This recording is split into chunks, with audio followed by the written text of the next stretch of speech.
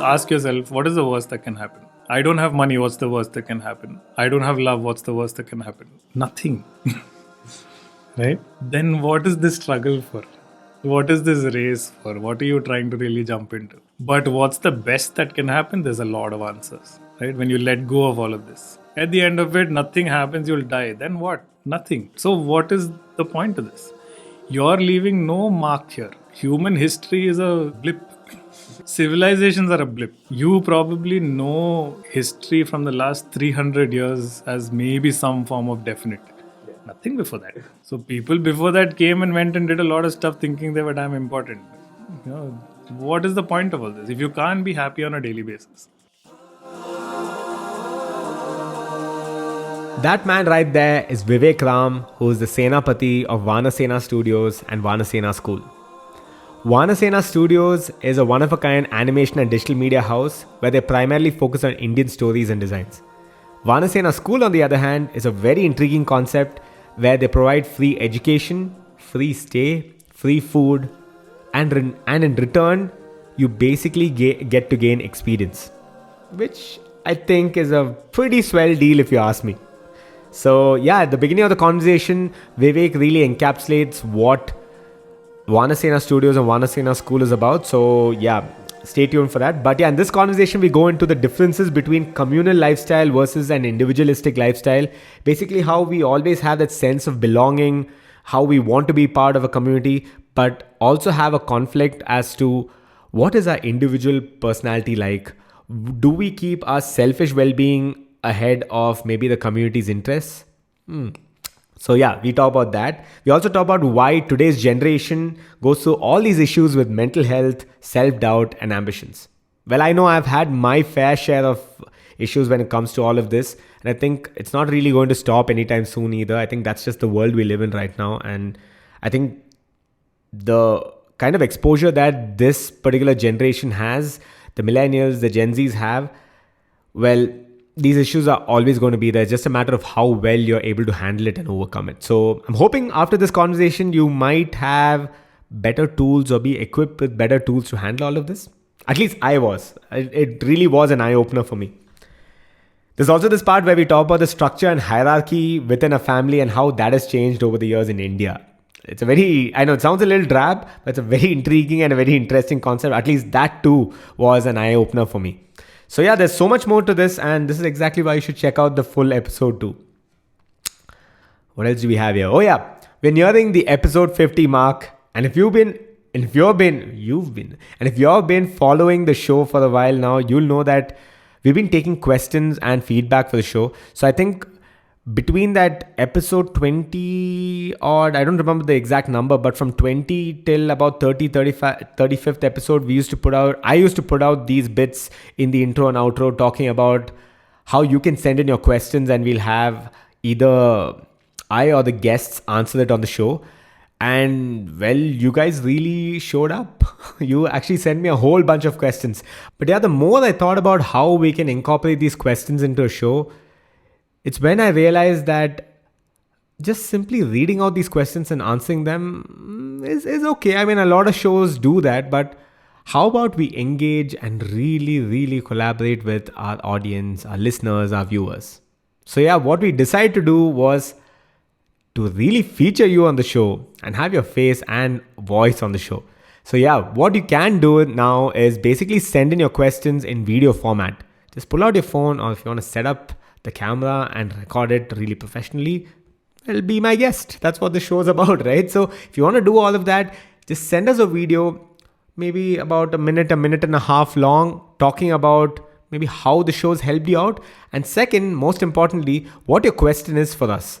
Something that I think maybe our experience can really help you with in your journey. So yeah, send us your questions to contact@akashdamodan.com. I'll leave a link to it in the description below. But yeah, I think this is a very easy way for you to be featured on the show. So yeah, I'll also be doing a dedicated AMA session and Ask Me Anything session. So I will cover a couple of those questions there in that episode. But having said that, what I will also try and do is incorporate your questions into the conversations with our guests. So that way, even they can bring their expertise to the table and answer some of these and help you out in your journey. Yeah, I guess that it. Oh yeah, this show's audio is brought to you by Sennheiser. I'll talk more about this collaboration. Well, this mic right here. Can you hear me? Does it sound great? Well, it sounds nice and poppin' because of this mic. So yeah, I'll talk to you more about our collaboration with Sennheiser, our audio partner, a little later in the episode. I guess that's pretty much it. Let's get into the episode. No, actually, wait a second. Most episodes, I don't ask you guys to hit the like button, especially at the beginning. But what I want you guys to promise me here is if you do like the content, if you do like the episode and you're watching this on YouTube, then promise me you'll hit the like button and you won't click away without hitting the like button. It's a promise. It has to be set in stone. Are you up for the promise? Yeah? Are you up for the challenge? It's not too much of a challenge. It takes you literally 1 millisecond to hit that like button. So yeah, if you do like it, don't hit it right now. If you do like the conversation, then hit the like button. And if you're listening to this over audio though, then maybe just rate and review the episode. That's a very easy way to get the show in front of more people. Yeah, I guess that's it. Let's get into the conversation. This is my conversation with Vivek Ram. This is Against the Odds, and I'm your host, Akash Damodaran. This show is all about inspiring people to take the unconventional path and lead a life that is truly fulfilling and rewarding. Watch and listen as talented individuals take us through their learnings, the challenges they face, and how they continuously adapt to overcome them.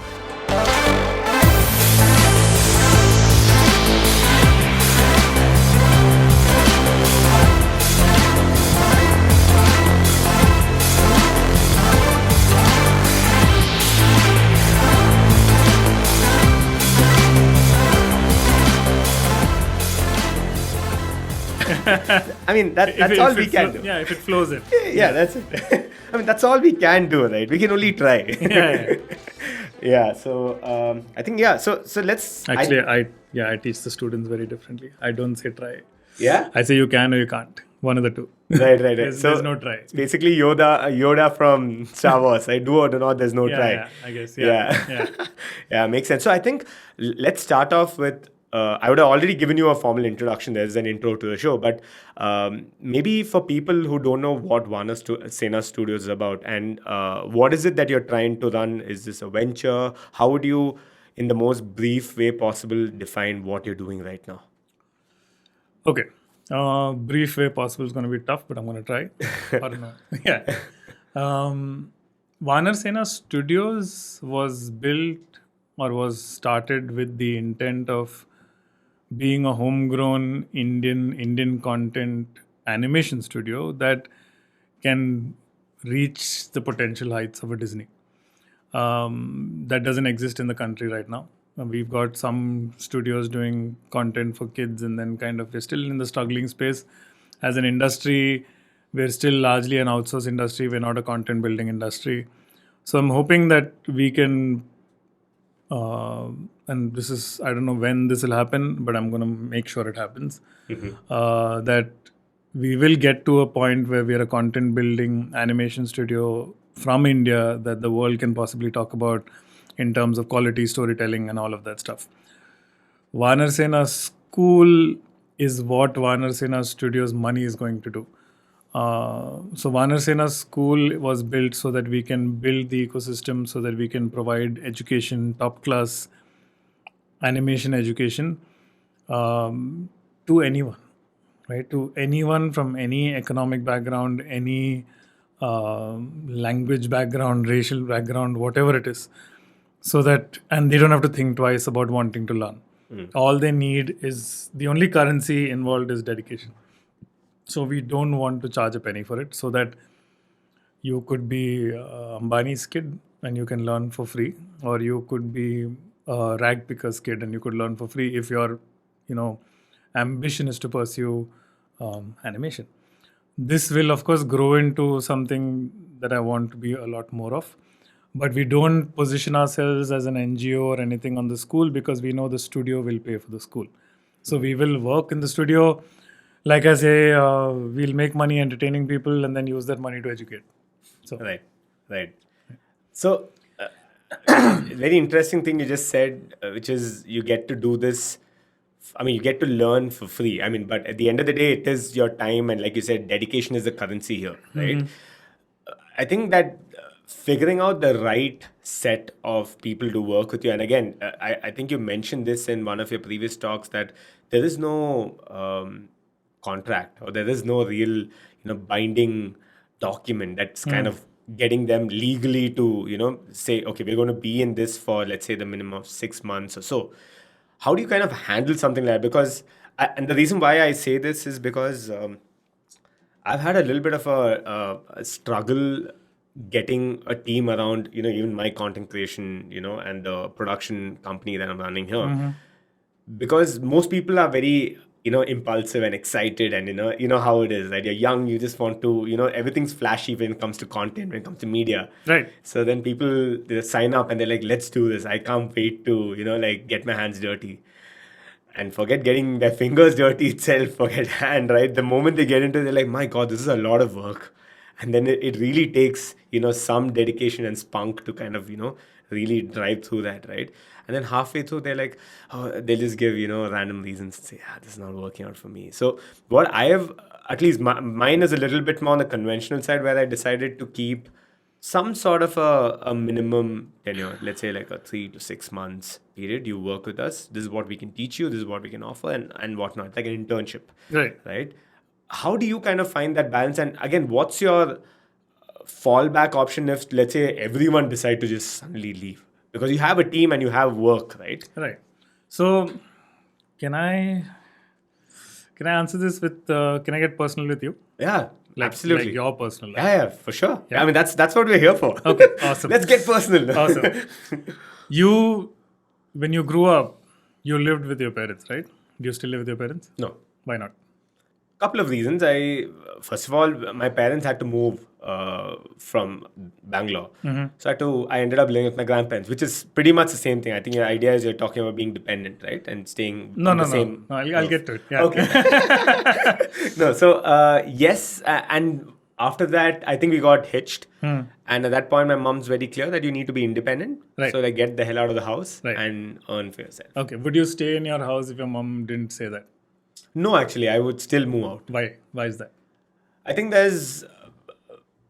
living on your own sets you up for so many things, right? I think the idea is being independent is one aspect of it, but I think practically it's very easy for us to, like talk about it from a distance. But when you get into it, it's like, okay, I think I need to do it firsthand. So I decided to actually get my Right. hands You on need it. to have the opportunity to explore what you're capable of. Sure. Yeah. One thing, right? If you had that opportunity at home, would you leave?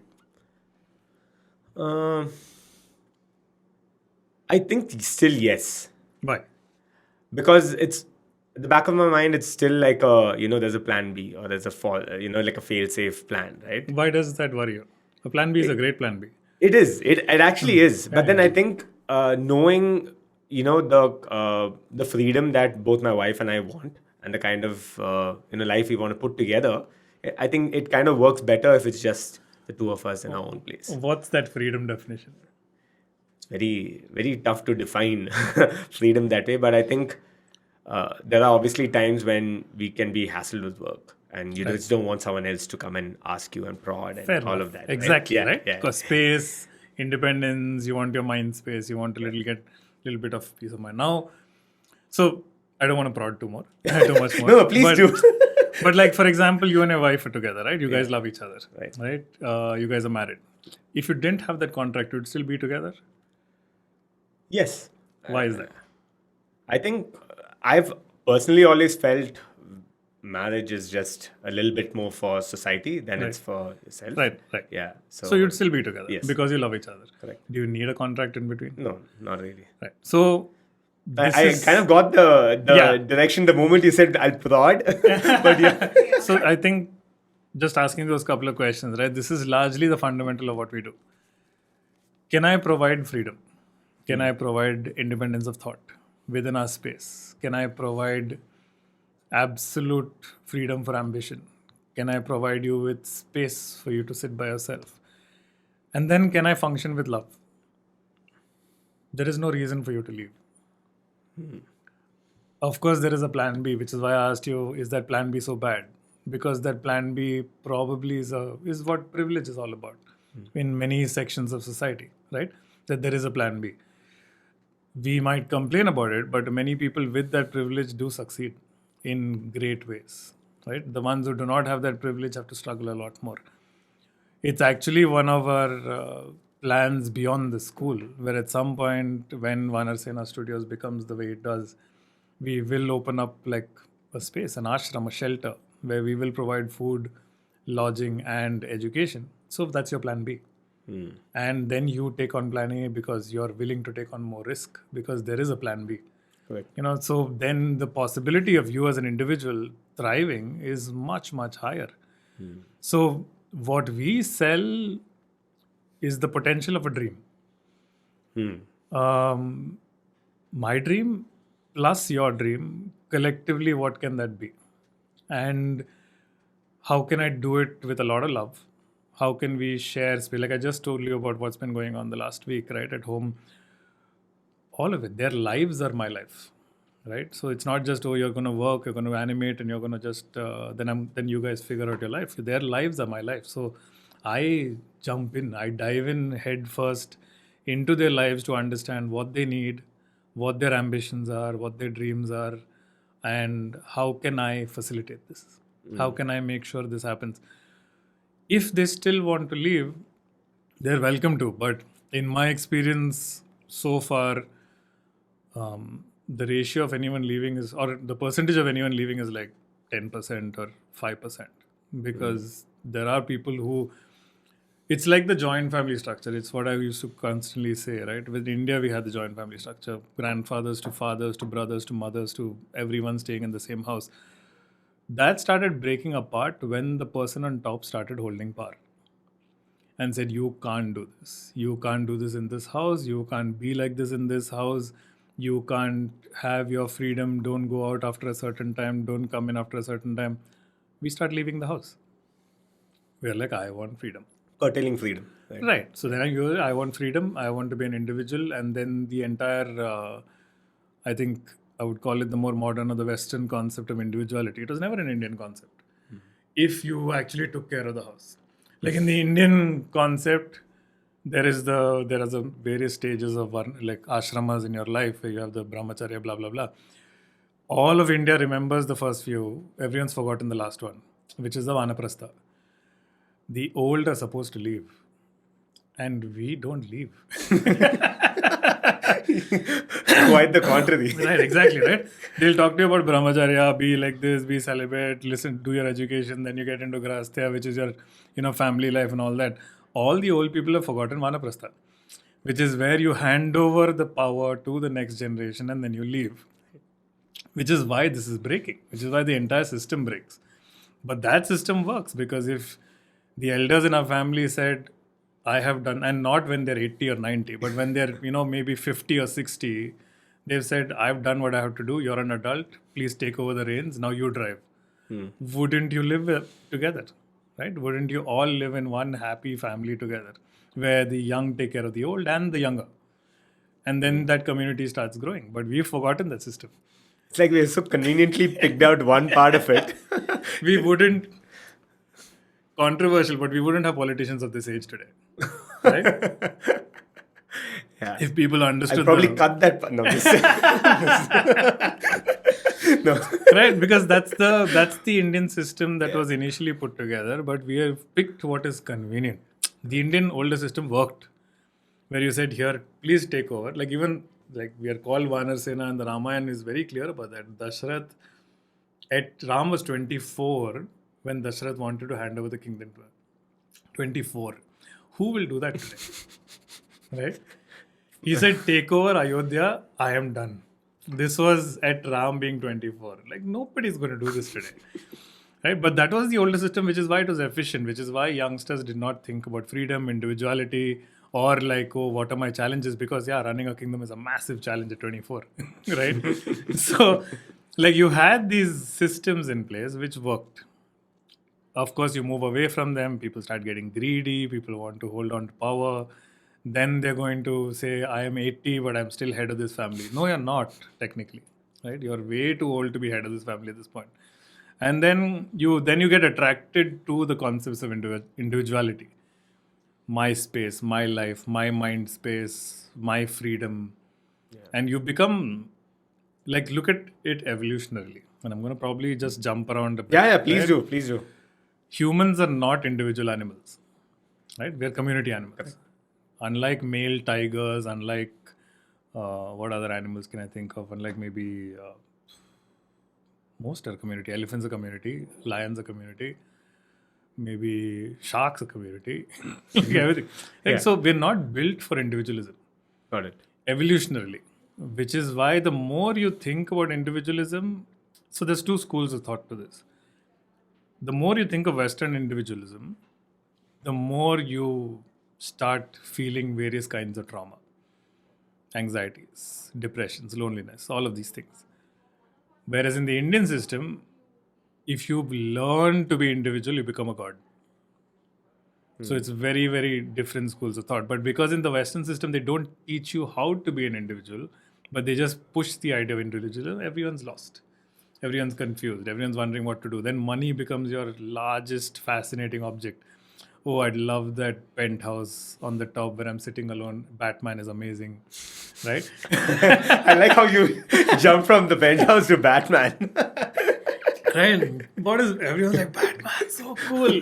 Single guy, big house, gadgets, fighting crime. And there's Alfred. And there's Alfred who's helping you with whatever bread and butter you want on the side, right? Shit. No, but that's what is sold to us, and that's what we believe is amazing. And which is why today my house looks like a madhouse to a lot of people, because last week there were 13 people in the house. 13 people, out of which I think one was not living with us. The others 12 were living in that house, and we are trying to find, okay, can we put a bed here? Can we have a bed there? Can we use this room for something else? Can we start making food for everyone? We're not thinking about money. Money's coming. We're not thinking about peace of mind, because there's a garden for you individually to go and sit down and have your space and then come back. We're not thinking about what resources are used in the house, because it's all open. And there's a great vibe. And like, just even the people who come home, they're just like, this vibe is amazing, because everyone's laughing, everyone's crying. Of course, we've had our tough times. Not everything's entertainment, but at the end of it, I can see the bonding. Like last week was amazing. I have not heard so many I love yous in my life, right? Where people are saying that to each other so freely, so openly, and meaning it. Like, sometimes I walk in and I'm just like, what is going on? Because people are hugging each other just randomly, right? So it's starting. It's not one of those houses. It's one of those houses, right? It's becoming that, and I'm like, which gives me more reason to push to make sure everyone's comfortable, everyone's taken care of. Like today, like I told you, bunch of the guys is sitting with another boy in the house so that he can feel better, and they're doing it. Like, they just look for direction And support. But they know I try my best to take care of them, and they know I'm going to push them towards their ambition. Like, one wants to leave and join a bigger studio, and I'm like, yeah, great, that's amazing. You should aspire to do that. Yeah. I'm like, how soon can you do this? Let's help you get to that goal. So I don't, like, if everyone leaves, like a question earlier where you said, if everyone leaves, what happens? If everyone leaves, I'm still here. And it started with me, I'll start again. Right? If everyone leaves, I'll probably know what I should not have done, or what my learning was, what didn't work. They will leave if something's not working. If you're in paradise, do you want to leave? Right? Yeah. So if people leave, it's a good learning for me. What is not working? What is not from the capitalist standpoint of do they want more salary or any of that, but just what is not working from a space of love? What is not working from a space of providing freedom, providing everything? A little more empathetic. Trying to understand what could I have done better? Was something the way I treated them not the right way to be? All of that can be figured out, and then I'll start again, and I'll see what we can do. But so far, it looks like it's going well. Yeah, it is because I'm certain it is because when I spoke to some of these guys back then, right, when they were here for my client's shoot, uh, they all seemed ecstatic and they were happy and they were, they had so much to talk about the space. And I think all of these go back to the basic principles and tenets of forming a community. Yeah. That's what it is, right? Right. And the moment and like you said, we're all societal beings. We're all, part of, there's, the whole individualism is something that is on top of all of these basic principles, right? Which is such a, again, it's up for debate. It depends on how you look at it and how you handle it. And in this case, I think and especially knowing, again, this is politically a big issue now, but today, like everything is divided in terms of opinions to just how the country is and how, people, and not just our country, a lot of countries. That's that has become another tenet, pretty much, to think about it, right? Yeah. But I think if you can kind of keep the community's happiness and community's empathy, let's put it that way, not just happiness, right? All of the good well-being itself in mind, I think you can transcend all of these other things, right? It comes back to that. Absolutely. Yeah. Absolutely.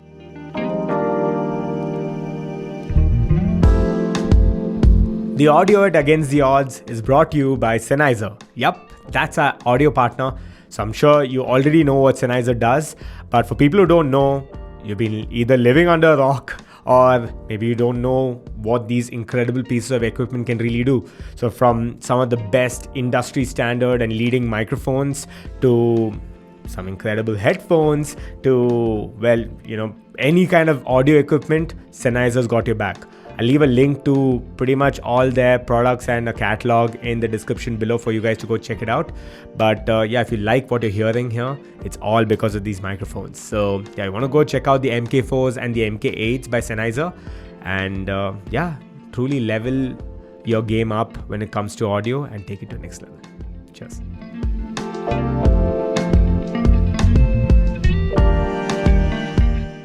It's about the way we've kind of been, it's a lot of unlearning for these kids and unlearning for me also. Like I used to be someone who used to hate people in my space. You come home and you chill and I laugh and then after about 2 hours I'm like, okay, please leave. You need to leave. Right? So it's been a massive learning for me over the years to understand why. I think a lot of it comes from just looking at how the world works, right? And what causes a lot of grief and pain and greed and all these things that come into the picture. And then we're taught this from day one. Like I find it horrifying, right? That the first thing you learn in school is that you have to be better than the next person so that you get in. Just even for admission. You have to be either richer or smarter or one of the two. Like schools are closing doors on you. It's your first lesson in life. It's horrible. Right? Like you can't get the same level of education that someone else can unless you beat that person down. What are we teaching kids? It's such a horrifying thing to learn. Which is why our school is like open door. You come in, you learn no matter where you're from. If you're dedicated, you'll learn. And if we don't even have a limited number of seats, I am constantly trying to expand the number of my mentors and teachers so that we can accommodate the people we have. Initially, when we started, it was 10 people. It snowballed to 150 very quickly, right? And we've had people come and go and for various reasons. But the more we, I think, stand our ground, it's just growing. Yeah. And I think, I'm sure you have a lot to thank the lockdown and, how the entire space has gone digital, right? For sure. Yeah. People ask me, how's lockdown? I'm like, amazing. I'm like, wow, what timing, right? It's been great. That's why I said, like, first year of lockdown was the school. This year of lockdown has been so much of conversation around the school. Like this is the second podcast and this is my, I think, 4th overall podcast, 2 TEDx talks down. People want to hear, which is amazing. Yeah. And all of this because of lockdown. Right? All of this because of Corona and all of that stuff, so it's what worked out quite well. Right. And I think that's largely the energy you put out there, largely the kind of mindset you want to have and look at a problem and say, okay, what do we do here? It's just been that. Yeah. And like I was talking about the families and how people want to be isolated and individualistic. All I had to do was say, I don't want to teach anyone. Lockdown is there. Sit at home, be by myself. And none of this would have happened. Yeah. But I was sitting by myself before lockdown. I think lockdown, people started emailing, and I used to say, before lockdown, people used to email, and I'm like, you'll have to be in Bangalore to learn. I'm not teaching online. I'm not doing any of this. And then the number of emails I got during lockdown when they said, can you teach us? And I'm like, okay, let's try this. Why not? I still wasn't getting out of the house, but suddenly there's just people and people and people. Today, there are people around the country. I've never met them, but there's a lot of love. There's a lot of love back and forth. I talk to them. Even the kids who came home, like you said, they were ecstatic, but they just met me for a week, but they knew me for a year. And I've been talking to them. It's like we're talking animation, we're talking art, and then suddenly they'll be like, so they call me Senapati. Right. They're like, Senapati, I want to talk. I'm like, okay. And then one family story will start of what is going on in their lives, or what is going on in their personal lives. For some reason, they feel like they can talk. That is what makes me keep the school open. It's not the animation. It's the fact that they find it comfortable that they can talk to someone. There have been a few that have contemplated suicide. There have been a few that have been dealing with way too much trauma, didn't know who to talk to. This is what I keep the school open for. They get to talk. So my focus has largely shifted from animation and animation education. That's there. That has to keep going. That's what will probably bring people on board. But I spend, I think, 80% of the day just talking to the kids. So like psychology and human empathy and Just hoping that they can, how do you put it? Hoping that they can pass this forward someday. Hoping that they can, live in a kinder world. Because I want to live in a kinder world. Everyone does. Exactly. Everyone does, but how many act on it, right? Everyone does. It sounds amazing. Right? You on Facebook, Instagram, you'll see it all the time. Amazing quotes, right? Amazing quotes. How many choose to actually do something about it? How many choose to live by it? Right. And see if they can really put in the effort? Instead of just blaming others for not doing it. So I'm hoping that these kids can actually also act on it and move forward and pass that out. And I'm already seeing instances of it. Right. I'm already seeing a lot of love in the house. It's fascinating. And the earlier the better, right? I mean, more formative years, the more you can kind of pick these up. Like you said, right? The first thing you're taught when you're getting into school is being competitive. Yeah. But I think something like empathy and these, it's not taught. At all. Forget first. It's never taught. Yeah, never taught. It's never taught. We are not taught to be kind. We're not taught to be giving. We're taught to hoard. We're taught to mark a circle in the sand that is our space. And, we're taught to disconnect from everything around us. We're told it's okay to be selfish and greedy. Otherwise, because the world is selfish. Because the world is selfish. And otherwise, how will you survive? Right? But you have to survive. My kid has to survive, but nobody else. I'm okay with anyone else not surviving. And this even is what someone else's expense. Yeah, exactly. And this is what we're teaching. This is the result of the corporates today. This is what we see in offices. This is why you need contracts. Because you're scared of someone leaving you. You're constantly driving through fear. You're constantly wondering whether the money you offer is enough because you know it's not enough. You know it's not enough. That's probably why. Yeah. Which is why you're so worried about the contract and whether they'll stay and whether they'll, be there. But are you providing more value? Are you providing enhancement to their life? They're not going to go anywhere. This actually reminds me of this conversation I was having with our mutual friend Saujanya herself. And she's talking about how I think her maid, she got a new maid now. And she's just like so depressed because she's so used to her previous help. And so apparently there are a few issues with the new maid. So she was kind of reminiscing about what happened with the previous maid. And she's like, so she used to kind of, with there's money lying around, it used to vanish. And it happened a couple of times with the previous maid. And that maid or help's been with her for so many years. So I'm like, how do you deal with that? So she said, I sat her down and I explained to her, see, we've seen this has happened. Money's gone. We know it's happened. But just remember that I've left something far more important with you, which is my kid. I've left my kid's life here, and I'm relying and counting on you to take care of her. So money and all of that is okay, but this is something that's so important to us. So we really trust you. And we'd like that to be a two-way street. So if we have issues, let us know. So then we can sort out. And that kind of conversation invoked something in her that it's never happened after that.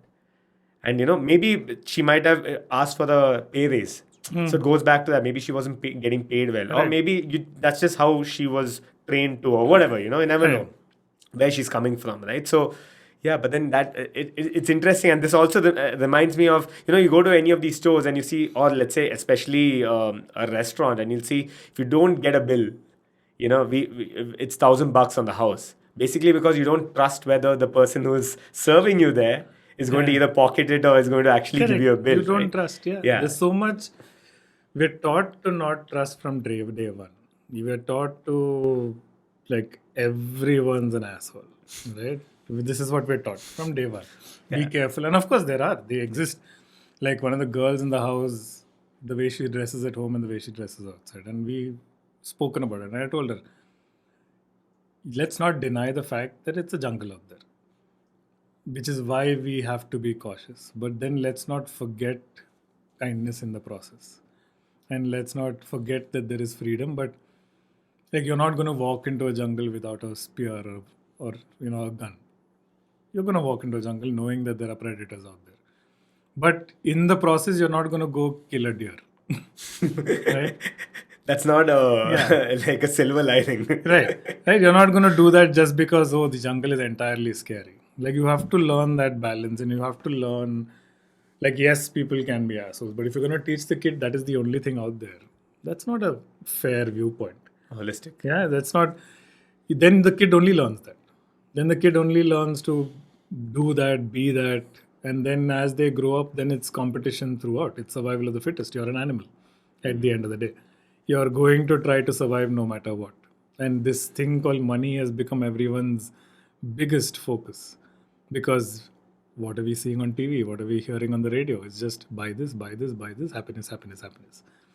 Nobody's happy at the end of the day, right? You're just constantly looking for things to buy, look at the size of the malls.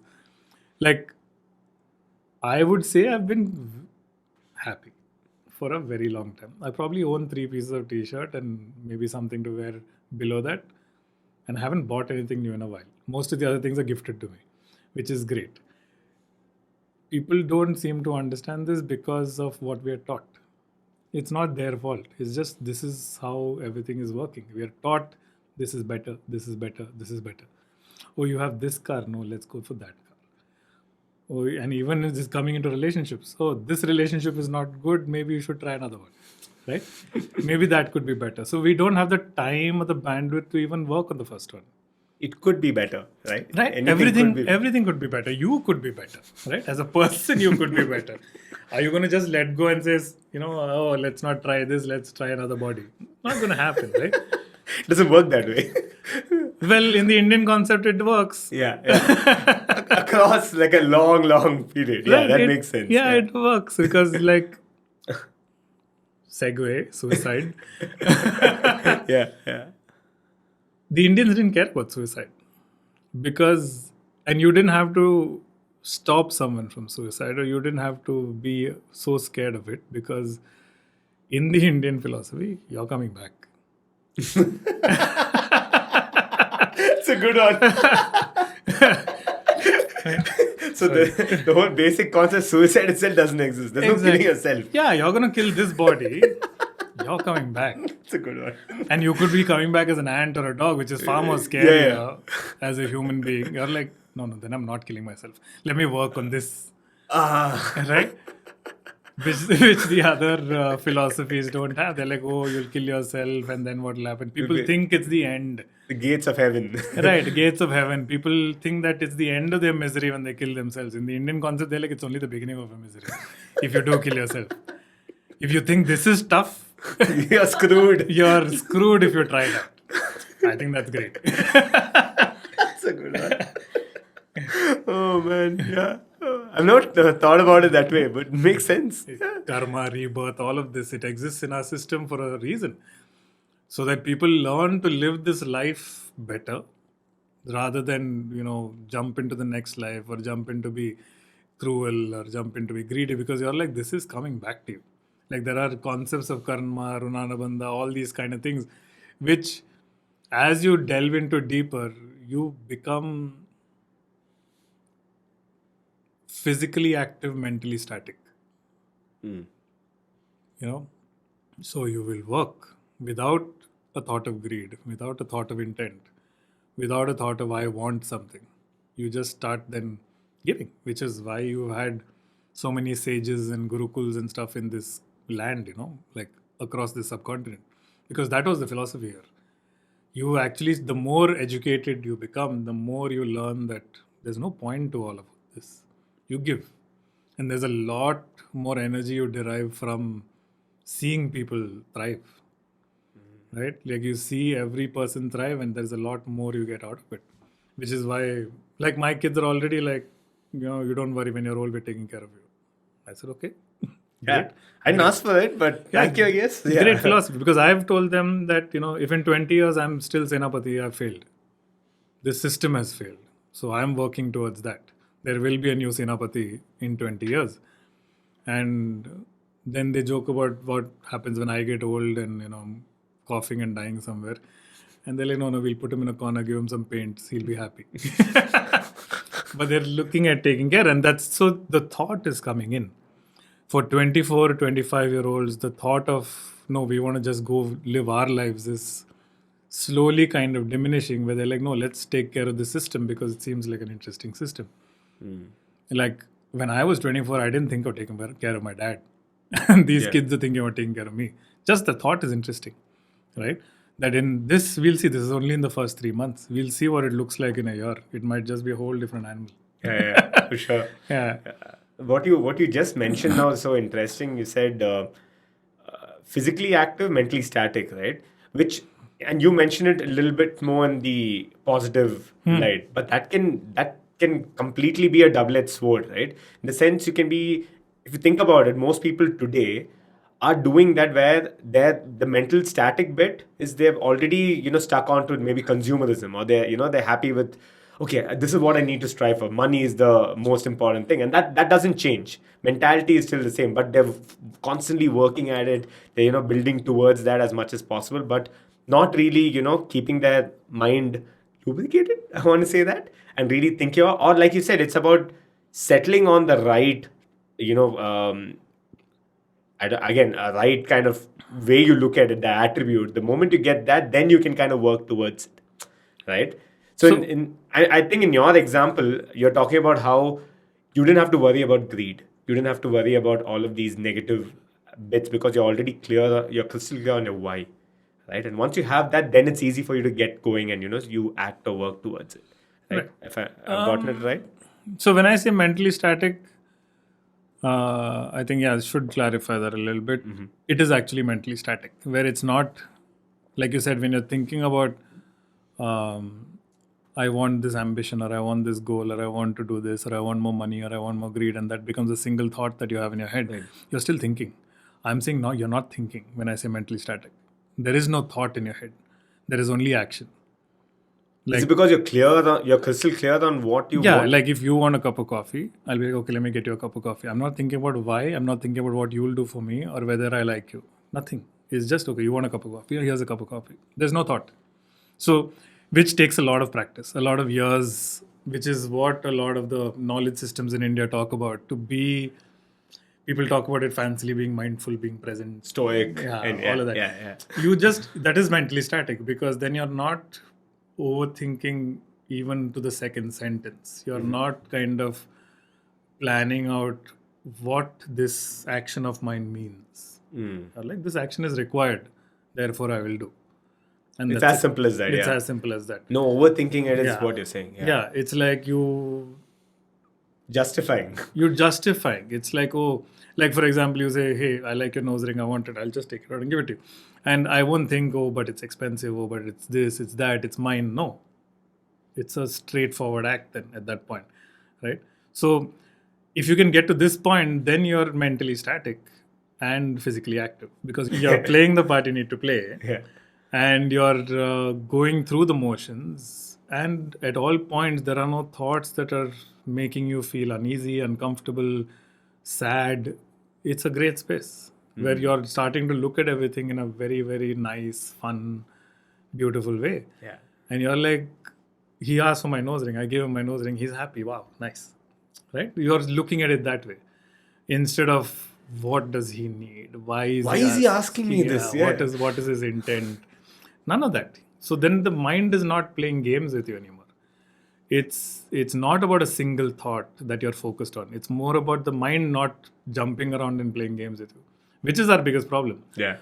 Like it's I tell my kids all the time, I'm like, creativity is your biggest tool, and you can use a knife to carve something or stab yourself. You have to pick what you want to do with it. So you decide what you want to do with this creativity. Half the times the things we worry about is just creative. It's just our mind going into a spin and saying this is the world that could possibly be happening, although it's maybe not. Right? And that's what we are worrying about. I could think of you and assume what your intent is, but I don't know you. So that could be pure imagination. Yeah. Right? So then what's the point of this? And we do that a lot. Right? We do that a lot. Yeah. We do that every day. Every second we do that. So it's like, okay, what is this? What is the point of all this? If you really ask yourself that, like one of the things I tell my kids is ask yourself, what is the worst that can happen? The day you know this, a lot of stuff opens up. I don't have money, what's the worst that can happen? I don't have love, what's the worst that can happen? Nothing. Right? Then what is this struggle for? What is this race for? What are you trying to really jump into? But what's the best that can happen? There's a lot of answers. Right? When you let go of all of this. Worst, there's really nothing. At the end of it, nothing happens, you'll die. Then what? Nothing. Reborn again and right. You're going if you believe in that philosophy, you're coming back. Yeah. If you don't believe in that philosophy, you have no thought anyway. Correct. At the end of it. So what is the point of this? You're leaving no mark here. Right? Human history is a blip. So you're leaving no mark here. Human history, that not even our lives. Yeah, not even our lives. Human history is a blip. Yeah. Right? Civilizations are a blip. You probably know history from the last 300 years as maybe some form of definite. Yeah. Nothing before that. So people before that came and went and did a lot of stuff thinking they were damn important. What is the point of all this? If you can't be happy on a daily basis. So which is why people are like, oh, but that's your opinion. There's right and wrong. I'm like, if you're happy, I have nothing to argue with you about. If you're unhappy, if you have questions, I can help. I'm very happy. Right? So this is, every day looks like a great day. So you have to decide the kind of life you want to live. You want to live a narrative of sadness, that's up to you. There's no right and wrong. You will face the consequences of it. Then you'll wonder why the world is like that to you. Or you can choose to change that narrative. I'm not saying my way is right, but I'm very happy doing it. Yeah. Right? Yeah. It's simple as that. Yeah. So yeah, that's part 1 of my conversation with Vivek. Part 2 will be out sometime in the coming few weeks. So yeah, hit that subscribe button to ensure that you don't miss out. And yeah, if you're listening to this over audio, then hit that follow button. Yeah, did you like the conversation? What do you think of it? Well, I'm assuming that you stuck around till now because you liked it. Otherwise, like I keep saying on each and every episode, it's been like 45, 50, 55 minutes of this conversation and you're still here. What are you doing? So obviously you liked it, and you also promised me right at the beginning of the episode that if you did like it, then you will hit that like button. So yeah, if you're watching this right now on YouTube, hit the like button. It will literally cost you nothing, but it'll mean the world to me. It'll tell the YouTube algorithm gods that this video is nice and it can be pushed more in front of more people, and that way newer people discover the show, and well, we get to share the value and spread the joy. Spread the joy. Sounds so cliche, right? But yeah, hit the like button if you're watching this on YouTube. And if you are listening to this over audio and you'd like to support the show, then you can do a very simple thing. Just go to the overview of the show on Spotify or Apple Podcasts and leave a rating and review. It takes you not more than 10-15 seconds to leave that rating and review, but it will mean the world to me. Like I've said time and again, it's not easy for people to discover new shows or discover audio podcasts. So leaving a rating and review will let the algorithm know, in this case a different algorithm albeit, will let them know that, hey, this show is good, this episode's nice, and well, I think other people can also gain some value from it. At least that's what I'm hoping. So yeah, leave a rating and review if you're listening to it over audio. And like I said at the beginning of the episode, send in your videos to contact@akashdamodan.com. If you have a question for me, if you have a question for my guest, if you just have plain old feedback about the show, then send us your videos to the email ID mentioned in the description below. And finally, share the episode with your friends or just someone special. Don't be selfish. If you like the episode, then just spread the joy, yo. Get the episode in front of more people. Help me out here. Dude, I'm doing everything I possibly can to ensure that this whole thing is story told well. Is that the way you say it in the past? Well, I'm just ensuring that this episode and this show in general has a nice narrative to it. I'm really trying my best to just look into the void of the lens and talk as freely and openly as I possibly can. My God, it is really awkward to do that. For anyone who hasn't done it, I dare you. It's a challenge. Switch on the camera, look at the camera. If you have a phone, look at your phone and try to maintain eye contact with the lens and really talk for 10 minutes straight.